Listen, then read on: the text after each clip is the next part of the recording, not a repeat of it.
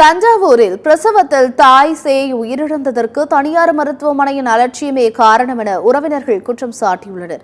தஞ்சை மாவட்டம் துவரங்குறிச்சியை சேர்ந்த சந்தியா என்பவர் பிரசவத்திற்காக பட்டுக்கோட்டையில் உள்ள தனியார் மருத்துவமனையில் அனுமதிக்கப்பட்டார்.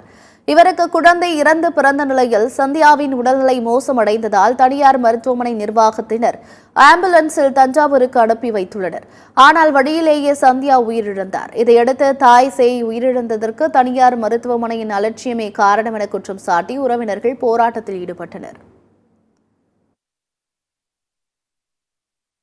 மாவட்டம் தோரங்குறிச்சியிலிருந்து பக்கத்தில் பட்டுக்கோட்டையில் ஒரு ஹாஸ்பிட்டலில் கொண்டாந்து சேர்த்து சார் என்னோட மருமகளை சேர்த்துட்டு அதுக்கப்புறம் அவங்க நல்லா இருக்காங்க, நார்மலாக இருக்காங்கன்னு ஒரு மணி நேரத்தில் டெலிவரி ஆகும், 2 மணி நேரத்தில் டெலிவரி ஆகும்னு சொல்லிட்டு இருந்துருக்காங்க.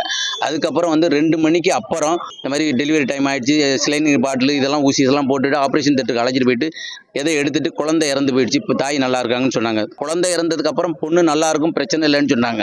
அதுக்கப்புறம் அவங்க பொண்ணுக்கும் பிரச்சனை ஆயிடுச்சுன்னு சொல்லி அவங்களே ஆம்புலன்ஸ் ரெடி பண்ணி தஞ்சாவூர் கொண்டு போங்கன்னு அனுப்பி விடுறாங்க.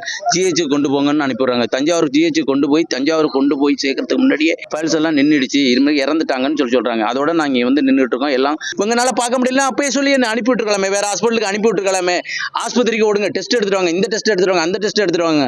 அதெல்லாம் செஞ்சுக்கிட்டு இருக்கும்போது அவங்களே ஆம்புலன்ஸை ரெடி பண்ணி கொண்டாந்து வச்சுக்கிட்டு கொண்டுட்டு போங்க, தஞ்சாவூருக்கு ஓடுங்கிறாங்க. இந்த மாதிரிலாம் சொல்றதுக்கு இதுக்கு ஏதாவது ஒரு நல்ல ஒரு முடிவு வேணும்.